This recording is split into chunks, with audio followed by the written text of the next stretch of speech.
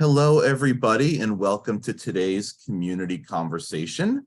It looks like people are just getting connected now, so we're going to wait just a minute or two before we get started. I do see a number of people still trying to connect. Welcome to those of you who are watching along on the NASW New Jersey Facebook page.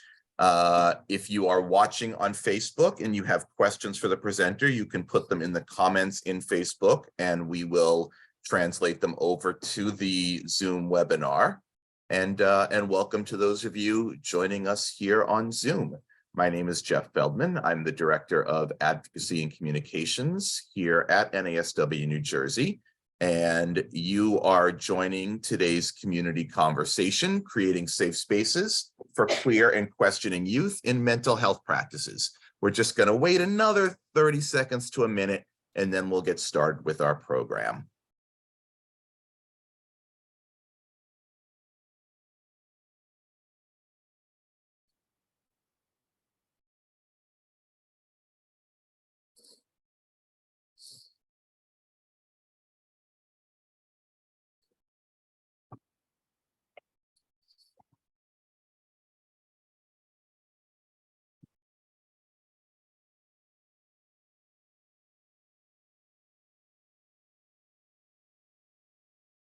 Okay, it looks like everybody who was here at the start is connected, so we will get underway. Again, thank you for joining us for today's community conversation, creating safe spaces for queer and questioning youth and mental health practices. We are joined today by Sarah Brown, LSW, who is a therapist at Bridge to Balance, and Sarah specializes in gender and sexuality and LGBTQ+ issues in her practice. Before we begin, just a reminder that we are recording today's presentation for future use, and it will be archived on the NASW New Jersey YouTube channel. So if you are unable to stay for this whole call, or if you registered and aren't here right now, we will be sending out the link to the video once this program is over. You're also welcome to share that information with other clients, colleagues, friends that may be able to find this information helpful. We will start with Sarah's presentation and end with a Q&A section. However, if you have questions during the presentation, feel free to drop them in the chat. And if it's appropriate, we'll stop Sarah's presentation to address the question in the moment. Otherwise, we'll hold them at the end till Q&A. And since we seem to have a manageable number of people on the call, we can also ask people to raise their hand and unmute to ask Sarah questions directly during the Q&A. So I think with that information, we are ready to begin. And I'm very happy to turn the presentation over to Sarah. Thanks for being here with us. Thank you. I'm going to go ahead and share my screen.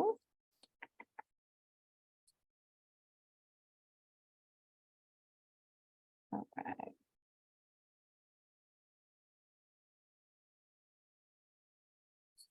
Okay.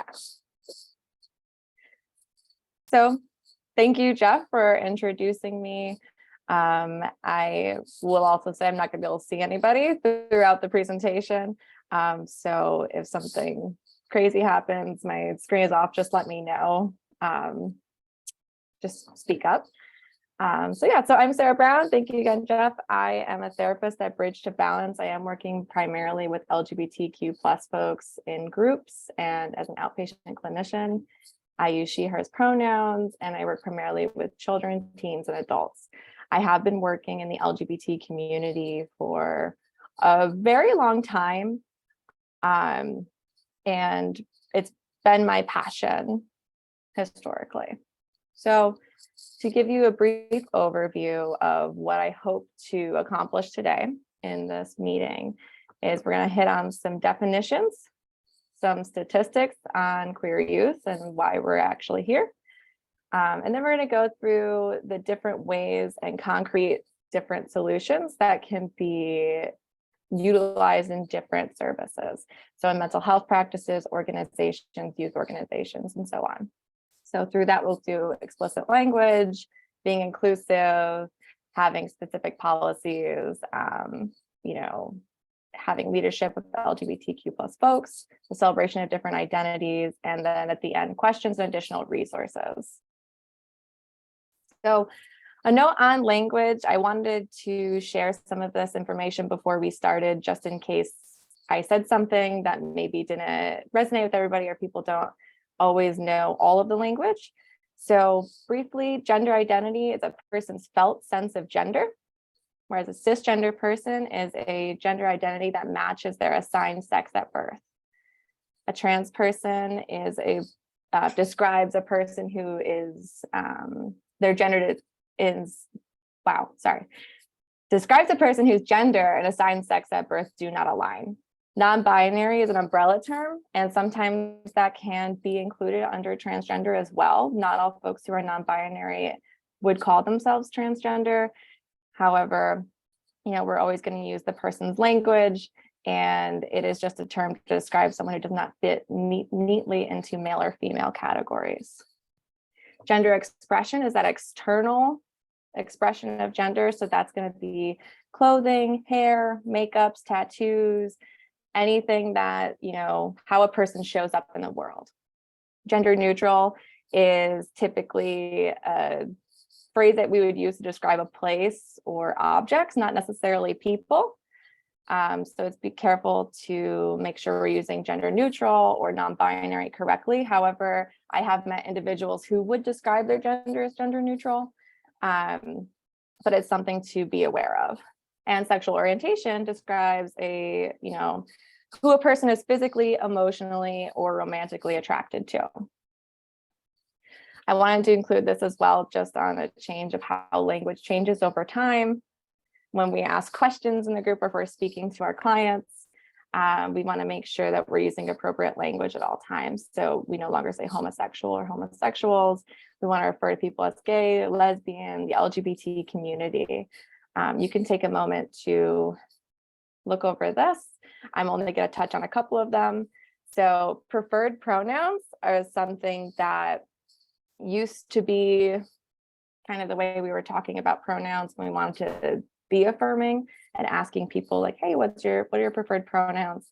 Whereas now we say personal pronouns because that is definitely more affirming and doesn't lean into this idea that's like a lifestyle or a preference, or that people have choices in what others will call them, or what you can call them rather. I also want to avoid saying like real gender, either for the sex assigned at birth or the gender identity. We're just going to suggest, gender identity or sex assigned at birth. Okay, so the statistics I'm providing are from the Trevor Project. The Trevor Project is a youth-focused LGBT crisis line that also provides advocacy in the community and trainings. And every year they do a survey of LGBTQ youth across the United States. And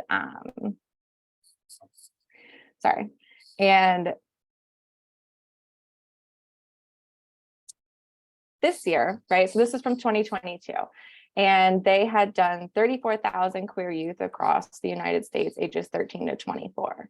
So this is the reason that we're here. We're all here because we know historically folks who are queer and questioning are going to be more at risk for suicidal ideation and violence and experiencing mental health crises.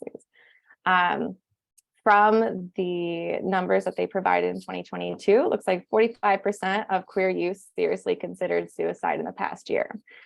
The trend is going to be that if a cisgender queer person is experiencing something, negative, unfortunately, usually somebody who is queer and transgender is going to experience that a little bit more.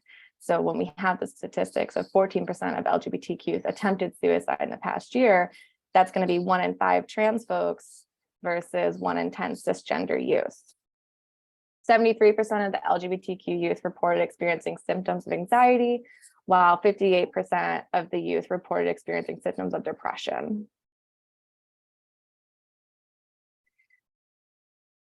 I wanted to separate it by age so that everybody could see, where this is being broken up as well. So when I think about youth, I am thinking about those who are ages like 10 to 20, right?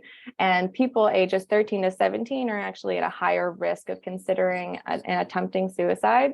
They're also at a higher risk of experiencing symptoms of anxiety and depression in comparison to their older peers. That being said, this is why LGBT support is suicide prevention. And that is the best way to consider making our practices safe and affirming, is everything that we do is going to directly impact the experiences of the queer youth that we're serving. Another statistic from the Trevor Project is that LGBT youth who felt high sense of support from their family reported attempting suicide at less than half of the rate than those who felt low or moderate support. So I also wanted to share that the Transgender Training Institute is a nonprofit which is doing work to improve affirming and respecting work for trans folks, right? So the Transgender Training Institute provides trainings all over the United States. They have a big focus right now in New Jersey for people who want to learn more about how to become affirming for trans folks specifically.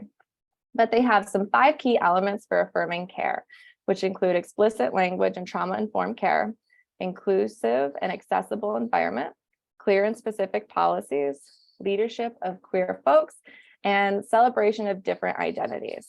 I am going to go through each of these and hope to give you some concrete, specific examples of how you can do all of these things in your own practice. So one of the first things is we always want to make sure we're affirming names and pronouns for our clients and our clients' family members. We always want to make sure no matter where the name came from, it is a valid name. It is the name of the person who's sitting in front of us. So sometimes we find people who maybe choose their names based on movies or shows or video games, books, any type of media, and that's still a wonderful and valid, beautiful name, and we are going to still use it. I also want to advise that sometimes pronouns might change day to day, and it's best to continue to check in with our clients and say, hey, how are you feeling today? Once you build up like a good rapport with your clients, it's a little bit easier to continuously ask those things and ask those questions. Hey, like, how are you identifying? What's going on today? Just so that we can make sure that we are being the best and affirming that we can be. It does still need to be done in that work with our young people that sometimes people will mess up, and they will mess up names and pronouns. And I think the work in here is helping young people build up a strong sense of who they are, right? So that when somebody messes up, it doesn't shake them to their core, and it doesn't make them question, right, who they are or what they're doing or how they're doing. So the work always needs to be done in building that strong sense of, core belief, who I am, and, I'm good, I am worthy, I'm here. And then on top of that, we will always affirm them. So I add on here, physical appearance does not dictate our pronouns. I can look any type of way and have any type of pronouns, sexual identity or gender identity. I didn't know where to put this one, but I wanted to add this in here. So as a fact, when people might use multiple pronouns, we want to make sure that we're always using all of the pronouns, because people will notice, right? If we don't use she, her, and they, them, and we only use the one that we're comfortable with, the people who are important to us in our lives or our clients will pick up on that. And it won't feel as validating and affirming as it would be as if we could just sometimes switch back and forth. Sometimes people may use derogatory language or like what some people might call derogatory language to describe themselves and in their gender and sexuality. And I think it's important to note that we always want to use the language that people use for themselves. Sometimes it is better to just let them use their own language, let others use their language, and you can continue to use affirming and appropriate language. And this goes along with exactly what I just said a moment ago with readdressing personal pronouns each week. So I run an LGBTQ plus support group. And in that group, every week, I'm going to have my young people introduce themselves, their names, their pronouns, and some weird icebreaker that they may or may not be super interested in. But that way I get to have them, each week in a really safe space, in a safe way, tell everybody, hey, these are my names, these are my pronouns, just in case they change. Right. And then we don't even have to spend any real time on that. We can just move forward knowing what everyone's names and pronouns are. Okay.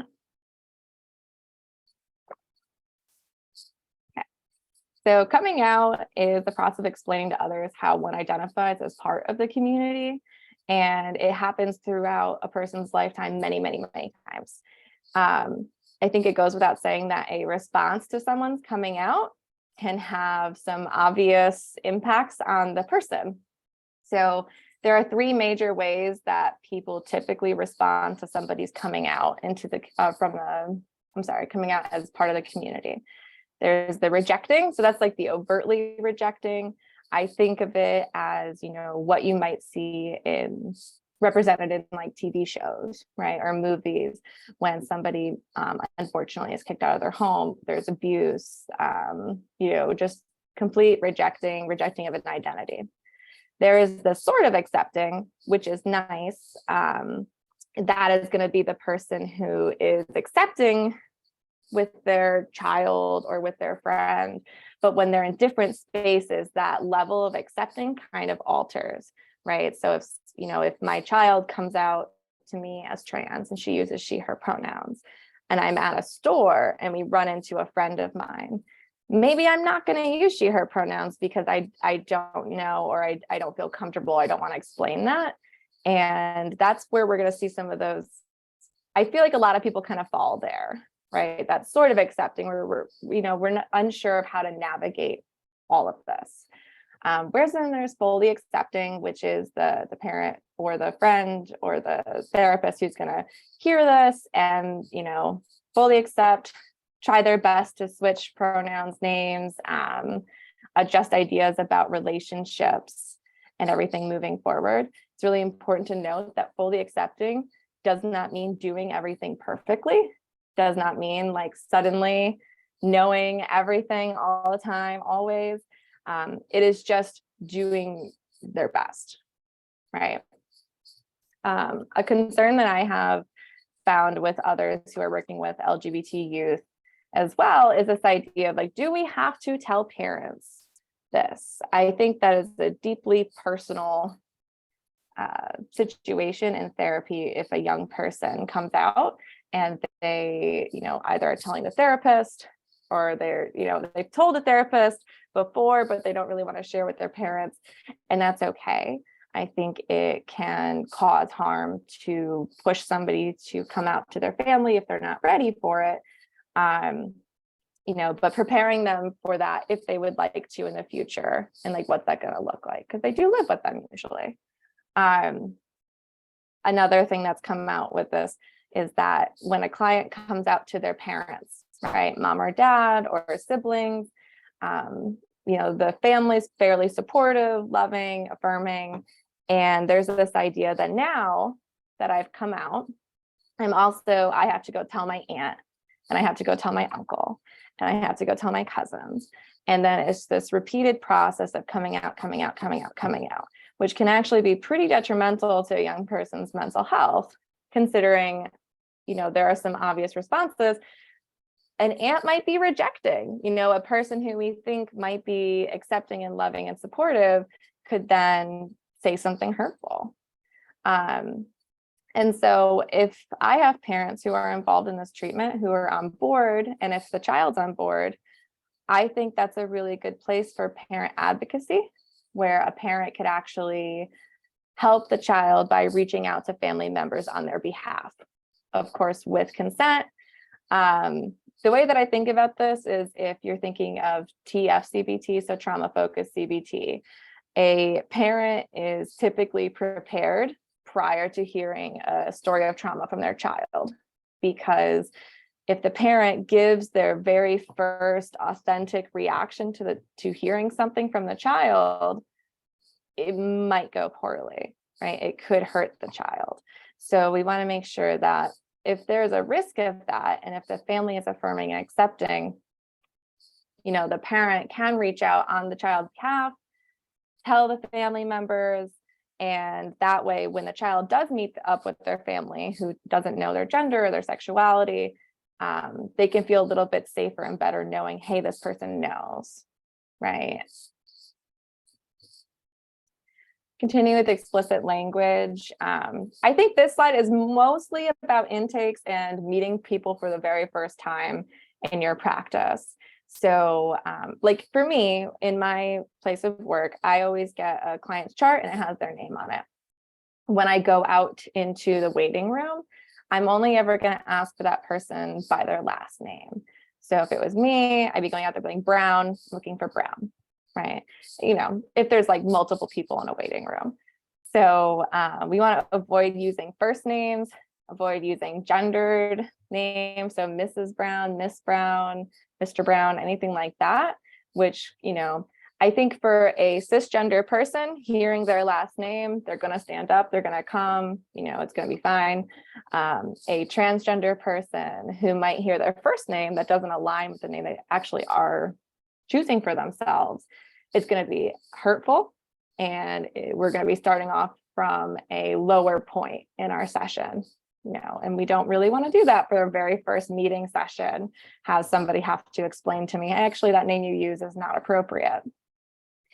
Additional questions. Usually when I'm going through an intake, I'm going to ask somebody if they're dating somebody, if they have a crush, and instead of saying, do you have a boyfriend? Do you have a girlfriend? Just say, like, do you have a partner?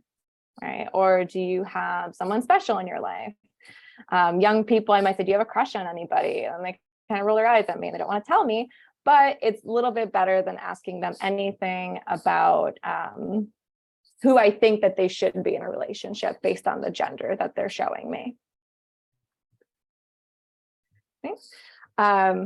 This is something that I think we learn over time, or we hear it once and we'll remember it forever.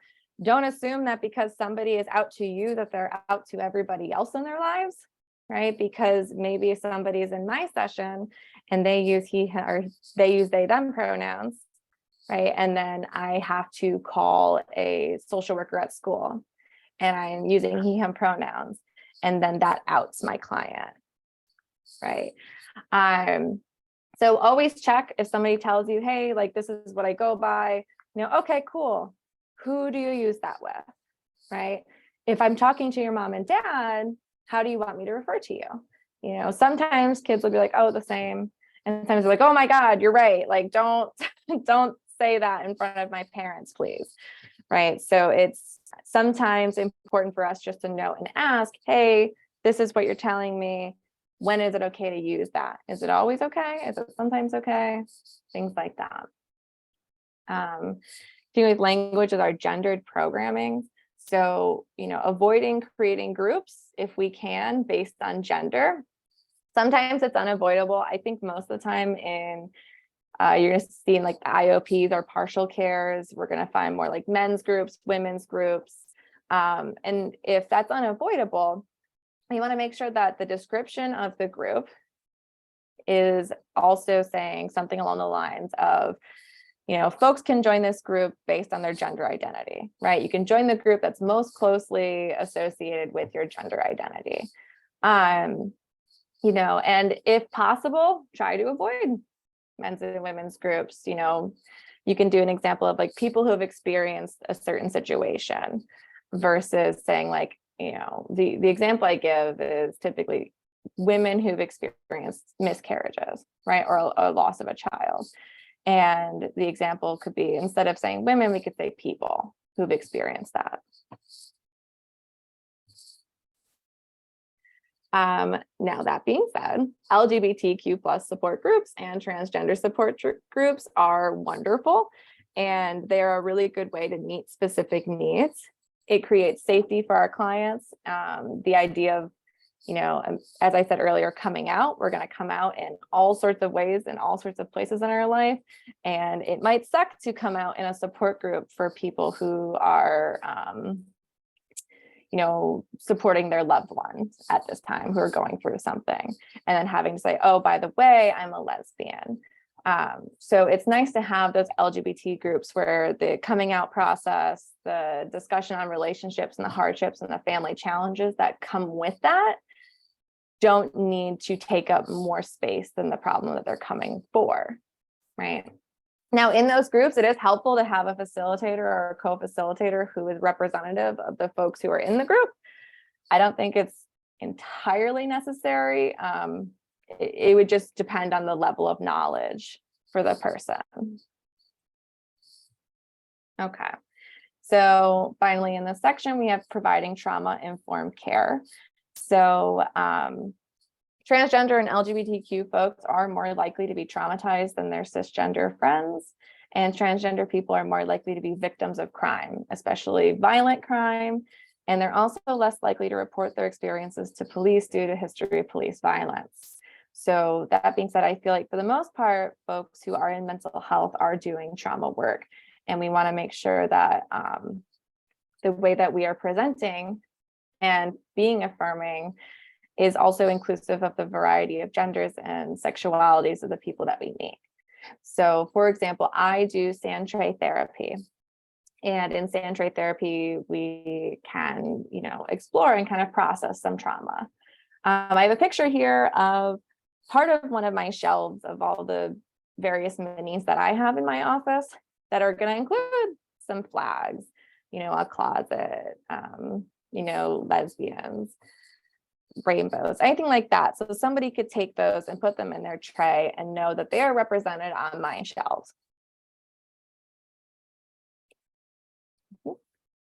Okay.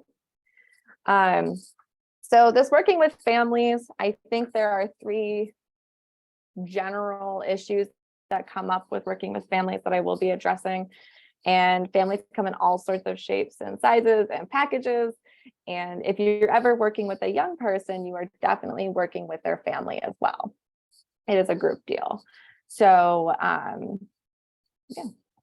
one of the biggest concerns that I have been meeting with individuals, and the parents might say, this is a very sudden transition, right? My child has suddenly come out as gay or a lesbian, or they're suddenly trans. And that can be very scary for a family. So what I like to do first is provide education to the parents about just like on puberty, right? And how often when we find like a sudden change in transition, it is when we're hitting like a certain age, right? It would be 13, 14, 15, and something has changed for us when we start to develop breasts, or our voice deepens, or we get facial hair, right? Where we might start to actually feel some of that body dysphoria that may have not been there before. Okay. Providing education to parents, I think, is one of the most important things throughout the entire therapy experience, because a lot of times it does feel like sometimes people just don't know. And that comes with this too, like the idea that, well, their friend came out and now suddenly they're also gay or trans. I do think that for the most part, all of us, we kind of gravitate towards people who are like us and who we get along with and have things in common. And that's another reason you're going to see big groups of kids who are all trans, right? Are all part of the LGBT community. So that is another way that I kind of advocate for the kid. Like, yeah, like maybe it's not as sudden that suddenly their friend came out and now they are too, but maybe now your child has the language that they did not have before, so that they can identify what they're experiencing and they felt safe enough to come to you. The other concern is that what if this changes in the future? And that's okay too. So gender and sexuality can change over time. It might not, or it might, and I think supporting whoever is sitting in front of you is going to be the most important. And part of that conversation with the parent is also going to look like that. It's going to say, your child, maybe if they're coming out to you as part of this community right now, and maybe that will change in their future, but they will always remember what the parent's reaction was in that moment. And if the parent was meeting them with support and love, or trying, right, to meet them with support and love, or if the parent is meeting them with resistance. The number two concern, I think, is for when I'm working with young trans people, is that the parents are worried about hormone replacement therapy. I'd say about every year, every other year, there's another horrible article that comes out that is like a nightmare situation where somebody did, begin hormone replacement therapy and then regretted it later, right? And that could be a very scary thing. So I find a lot of times parents are kind of bringing this to me like, well, what if they change their mind in the future and they want to start hormones now and it's not right for them? It's always going to be a long conversation. And you want to advise that they should talk to a doctor, because a doctor is going to be able to address a lot of the concerns and provide information both to the child and the parents. What are the permanency? What are the effects? How is this going to impact somebody's body? And what are the risks and what are the benefits? And it's going to continue to happen. It's not something that if somebody typically, right, somebody comes out and then the next day they're going out and they're accessing hormones. It's going to be a process. And there's going to be support for the parents and the child and through doctors from everybody, right? So medical transition, it's an important part of transition for many transgender folks. It's not for all people, right? Not all folks who are transgender want to get any hormone replacement therapy, but a lot of them do, and it's important and it's helpful and validating. So it's really good if you continue to, intend to work with trans people or, non-binary folks, to have education on this and to have somebody that you can send your clients to for questions, right? Have an endocrinologist that you know fairly well and that you would be okay sending people to. Finally, the third typical concern that I'm seeing is the loss of expectations that a parent had for their child. So I think that goes along with cisgender straight kids as well. A lot of times we all have ideas and hopes for our kids, and we hope that they're gonna, be successful, safe, loved, and maybe that includes certain things in life, like getting married or not getting married, or having children or not. So the statement that comes up a lot, I think, across parent groups and in therapy, is that I have to mourn the loss of my daughter or my son. And that is just, not a helpful phrase. I understand the sentiment behind it. And I do think that parents have to process that change for themselves. And that can be done in their individual therapy, right? Or their couples therapy if they want to do that together. And I always advise that if parents, I think I'm a little bit biased. I like therapy. So I always advise that parents go get their own therapist as well during this process. But the phrase, I have to mourn the loss of my daughter, right, is unhelpful when your child is not dead, right? And they are starting to really come into their own identities and feel themselves. And maybe things are looking a little bit brighter for them. And the idea that a parent has to do that is very rejecting. So that's why I always provide education to parents, not when the child is in the room, right? And with consent. So, it's always a very open conversation between the child, the parent, and I about how this is going to look when I meet with mom and dad alone without the child, and when I do meet with them all together, and when I'm only meeting with the child.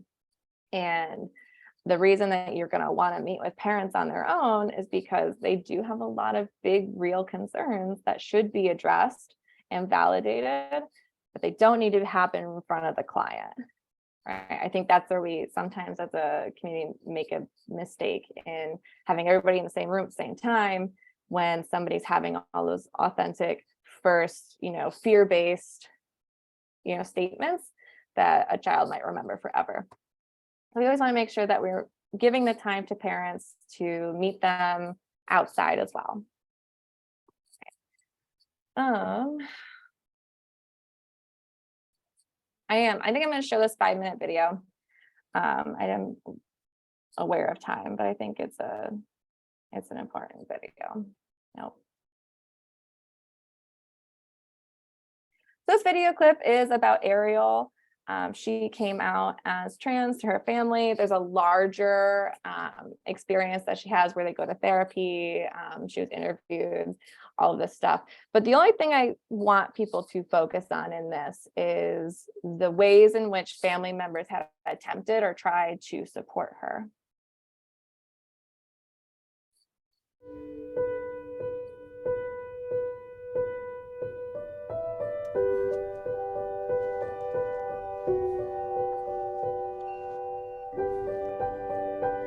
My name is Ariel. I am 13 years old and I identify as a girl. I haven't really experienced puberty at all. I mean, the hormone blockers are like my lifesaver, but me turning into a man is just probably the most horrifying thing ever I could ever think of. In the farthest reaches of my mind is me not going on the hormone blockers anymore and me developing into a man. That would just be horrible. The hormone blockers, they give me a space where I can really feel completely just sure of myself, and I can just have that little breathing space before I enter puberty.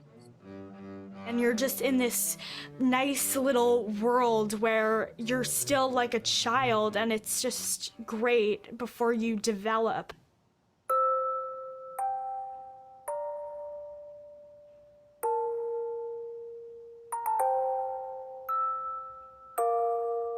It's harder teasing and bullying wise when you're a girly boy, when you're in that in-between stage, than when you fully transitioned. It's much harder to be gender non-conforming than to be transgender, because when you're gender non-conforming, that is when really a lot of difficulties set in. Ariel did not transition until she was 11 when she started blockers. But there was a long period of time when she was living in secret as a girl. That was a difficult time. Very difficult. Very confusing. Mm-hmm. Yeah, if we went into a restaurant and she was wearing something that was more feminine and she saw somebody from school, she would run into the bathroom and wouldn't want to come out. It was kind of like a double life. I think a lot of people are completely just comfortable and fluid, but for me, I was really scared. My name before was Ian. And then I guess when I was around 9 years old, I started deliberating, like, maybe I should change my name to really show the world that I wanted to fully transition. So she asked us to call her a different Disney princess name every day. So every day, every day we had a different name, and there was an order to it. Cinderella, Belle, Ariel, Snow White, and they were in order, all the Disney princesses. And on that day, I would have to call her that. And I remember my grandmother, she cared so much about me that she wrote on her calendar every day, like, what princess I was supposed to be. So she would make sure she called you the right name. It just made me think, like, she cares about me so much that she writes on her calendar who I am each day, which was really amazing and made me so happy. I love that video. Typically, I just watched it again before I started showing. I mean, the end there certainly made me tear up. Yeah, every time it makes me cry. It's like I think that's the reason I'm not crying right now. Sarah, Um, somebody wanted to know if you were able to share a link to that video in the chat.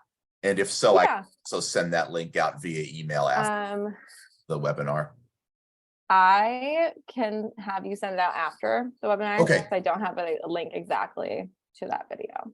Okay, so I think it was Jerry that asked the question. We'll try to send that link to you in a follow-up email. We'll send out to everybody after the webinar.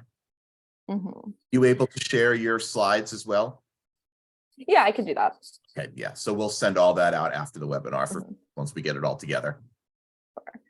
So yeah, I always get a little teary-eyed there. You really feel for Ariel. And she is being validated by her family. And this is why I shared that video, is show the importance it has in someone's life. Oh my God, grandma puts the names on a calendar and was going through and trying to remember which name, right? And that is so important to her, clearly. And she will probably remember that for the rest of her life, right? The effort. And did grandma probably mess up a lot? I'm sure she did. But that's not what Ariel is going to remember. She's going to remember that she tried. There's also the importance of hormone blockers in Ariel's life, right? Where if the idea of continuing puberty as she was set up to do is just devastating for her. So this is why it's important to continue that work and meeting with parents and providing that education to ourselves and to others about what this can do for somebody and how, the great benefits it might have in someone's life. Resources for parents. So there's PFLAG. It's a nonprofit organization. I think it might be run by parents, or it might have been started by parents as well.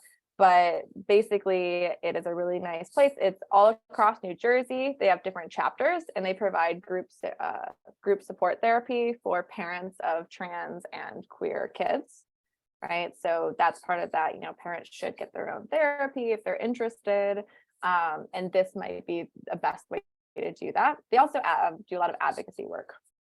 So I guess I'm going to be sending those slides out anyway, so I don't need to go through all that. The terminology one is just a like really expansive dictionary definition, essentially, of various LGBTQ plus lingo and language. Now, regarding having an inclusive and accessible environment, we want to make sure that the images displayed in our offices, on materials I think is distributed, also includes LGBT plus couples, gender ambiguous people, and trans folks. If you were able to see the pictures on my slides today, if you weren't just listening, a lot of the pictures are of people of various genders, sexualities, ability level, races, ethnicities, kind of all over the place. And that's really what we're looking for when we're making that material. Gender pronouns should be clear to all incoming clients, either through the first introduction, you know, hi, I'm Sarah, use she, her pronouns, on business cards, through, you know, emails. I didn't put that one on there. It's in my email signature as well. And I see that for a lot of people, putting their pronouns in their email signature, or on websites, you know. Now, what does that do? All it does is if somebody is, let's say they're cisgender and they're straight and they're not part of the community, maybe it's not really going to impact them very much. But for somebody who is trans or somebody who is gay, they might see that and think, oh, this person understands something, right? Or they get it, or they're going to be, maybe they will be affirming for me. Same thing for making sure, as far as accessible environments, we want to have referrals to psychiatrists, endocrinologists, surgeons, you know, doctors, whoever, who are going to be affirming and correct for our clients. I think most of us have like a go-to psychiatrist or somebody in our lives who, you know, if somebody is looking for medication, we're going to offer them that as a resource, but not all resources are going to be affirming. So just checking in, making sure we know what's happening in these different places. Inclusive language on intake documents. I did touch on this earlier. So, you know, if you have clients if they have to fill out a document before they come to their first therapy session, And, that document should have legal names, chosen names, or nicknames or other names, however you want to put that on there. The option for multiple genders, either a whole bunch of genders to select from or a write-in response. So, someone can write in their own gender. And when we're separating that, we're going to have gender and sex as different things on the intake. And when we have sex, we're going to have male, female, and intersex as an option as well. Now, I did mention, again, the Trevor Project earlier. Whenever I do safety planning documents and we're writing out a safety plan, and here are the numbers that you can call, I always include the Trevor Project's number for either their chat line, because I think they can do computer chat, texting, or calling for the Trevor Project hotline.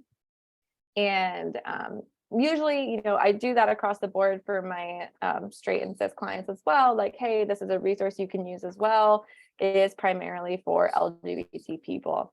I have had not a totally uncommon situation in that I've given that to somebody and they've said, oh, well, that actually relates to me. I'm like, oh, okay, good to know. We'll work on that in the future, or I'll think about that in the future.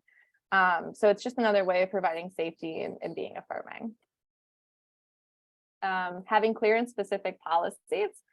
So we want to make sure that we have LGBT people who are in positions where they can actually contribute to policies and, the creation of these. For example, if you're a youth services organization, you're going to have your youth possibly creating rules and consequences for the programs, right? Same thing, like if you're going to run a group therapy session in the beginning, when we go over rules, everybody gets to contribute to that. Having accessible restrooms if possible and feasible.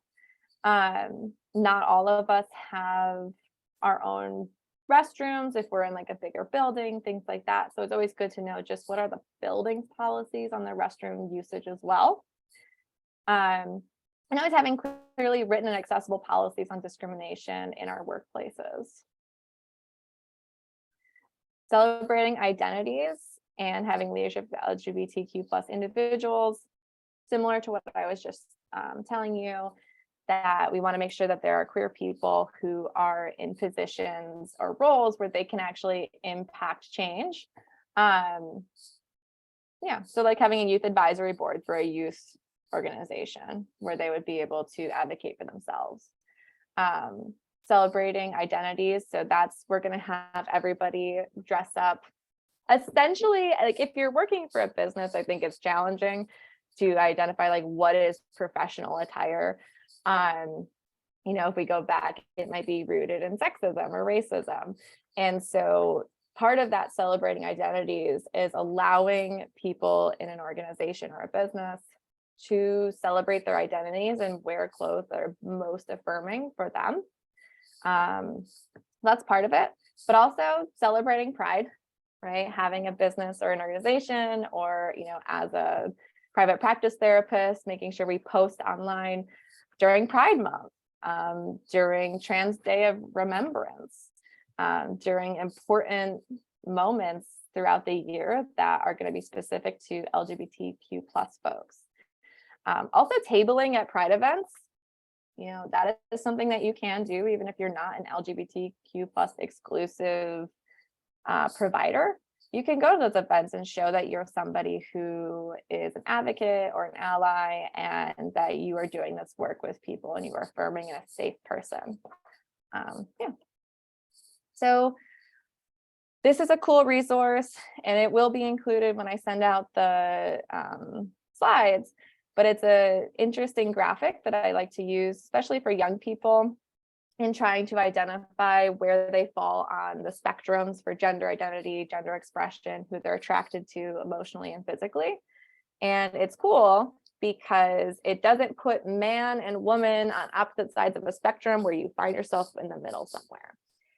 Really, it is, you are like 0% female to very, very, very female in your identity, or very, very, very male. And you can kind of find yourself on all sorts of different points in here. So you could find yourself at the tip top for female and then maybe halfway for male. It's also helpful in noticing like maybe I'm physically attracted to women, men, and other genders, but I'm really only emotionally attracted to women. And that can be helpful for moving forward. Additional resources, this will be included. I'm noticing the time. I didn't think I'd talk that long, but I do. Just the one that I didn't mention earlier was Hedrick Martin Institute, which is a LGBT youth organization in New York City. They used to have one in New Jersey. They no longer do, but the New York City one is virtual too. So usually they will be helping folks in New Jersey as well. They do like pantry, housing, or connecting people with housing. Sometimes like that case management work. They can do counseling, all free of charge for young people. Continuing education. These are just some additional books, resources to look into if you're interested in it. I really like the Trans Kids and Teens book by Elijah Neely. Is wonderful. It gives also concrete examples, things that you can do in your own practice, how to work with families, and case studies as well. And A Clinician's Guide to Gender Affirming Care. Very broad and general, but still a very good book. Yes. All right. That was it. Thank you so much, Sarah. I know that was a lot of information to present. Sorry. I mean, there's a lot of information. There's so many considerations to take into account when working with LGBTQ youth, and just, and the wealth of resources that are available. It's fantastic to share. I do want to point out something that was dropped in the chat that wasn't a resource that's on Sarah's PowerPoint. One of the attendees shared a resource link for South Asian LGBTQ individuals. So if you are working with South Asian LGBTQ individuals, there's a website, desirainbow.org, that was dropped in the chat that you can look for there. And a reminder, we will send out the slides, so you'll have all the links to Sarah's presentation and resources after this. We do have about 5 or 6 minutes left if there are questions. And if we need to, we can probably go over by a couple of minutes, but I do want to be respectful of time. If you have a question, you can add it to the chat or raise your hand. There was one posted a while ago by Mackenzie I just want to address. And Mackenzie had asked, how would you suggest is the most appropriate way to ask a stranger their pronouns so you don't potentially misgender them? Do you just default to they, them? Okay. So I think it depends on the context of the situation. There are situations in life where maybe we're running into people in public, things like that, where we might not even need to use pronouns in those moments if it's somebody you've never met before, things like that. But a lot of times if you introduce yourself to a new person and say, hi, I'm Sarah, I use she, hers pronouns, the other person will follow up as well, typically. If not, it's okay. Like, so what do you go by? Right? I use she, hers, so what do you use? And it's not offensive to ask that, right? It's affirming, and it is something like, hey, I care. I want to be respectful. I want to make sure we're doing this. Thank you so much, Sarah. Evelyn has added a question. What books would you recommend for parents supporting trans or queer child? Let me see. So the Trans Bodies, Trans Selves resource, and that's going to be in the slides as well, is a good one for like that really good basic, like that understanding of what is going on for a person. It is written for trans people, but I think as a parent, it would be good to have that as well. And what I can do is I can look over my own books that I have and see what else would be good to include as far as like when the email gets sent out. That'd be fantastic, Sarah. Thanks so much. Other questions, if you want to raise a hand or drop something in the chat, we do have a few more minutes. Evelyn, who posted the previous question, said thank you. Just to build on what you were talking about before with your answer to the question about how do you refer to people that you don't know without misgendering them. And like you said, may not even need to use a gender pronoun at the time. Like when I was announcing Mackenzie's question, I was about to add a pronoun, and then I realized I don't know Mackenzie's preferred gender. So I just name instead of saying a he, him, or a she, her. So it's just kind of a process of getting used to speaking about people in a different way than we may be accustomed to. Leah has dropped a link in the chat for anybody that is interested. It's a Goodreads link. This is a book for parents of gay kids. Thank you so much, Leah, for sharing that. I guess, here's another question. Robin has asked, what are your thoughts on the efforts by schools to remove inclusive imagery such as pride flags? Are there any other ways we can support youth who are not feeling supported in school? Well, that makes me sad. Is my initial reaction that, there are efforts in the schools to remove things like that. I wonder if that's like a school-wide, if it's a district thing, because for the most part, a lot of the schools in New Jersey are pretty, we might not be all in New Jersey, but a lot of the schools in New Jersey are fairly affirming. And, a lot of the teachers will have the cute little triangle that has the rainbow on it, and it says safe, right? Marking like safe spaces. So that makes me sad. It's my initial thought. Other ways of supporting youth who don't feel supported in the schools would be, I would suggest advocating, right? Having the students or the parents of students advocate at school board meetings, and other ways to get support in the schools for the people who need them. Yeah, because, and I've done work before, as I worked in an LGBT organization that went in and specifically provided LGBT support groups in schools in New Jersey. So like the resources are there, they just have to access them, right? And that would be a good thing as well. Yeah, in reference to Robin's question that we just addressed, I don't remember the details, unfortunately, but about a week ago, I did see an article about a school district in New Jersey that was removing signs and language related to safe space for LGBTQ, to the argument that the school and the district should be a safe place for all individuals. And so I believe they removed the LGBTQ inclusive language and was just switched to language about it being a safe space for all. We'll see if other stuff like that happens over time. Again, I don't remember details, unfortunately. I just saw the article in passing. That there are efforts by groups, around the state and around the country that do want to curtail some of these practices and are interested in trying to erase the LGBTQ footprint from what we're doing. So it's a good question. Last question before we wrap. I do think this is a great one from Alicia. Are there any books you can recommend on youth who are coming out in highly religious families? The first one that comes to mind is the Elijah C. Neely one, because that is a lot of work in working with families who are maybe guarded, resistant, or against their trans children. I would have to come up, because what I noticed too in my resources is I have a lot of books about working with trans people and not a lot of resources about if people are coming out as gay or lesbian in my slides. So I will look into that as well. And what was the name of that book again, really quickly? You think it'd be quick here.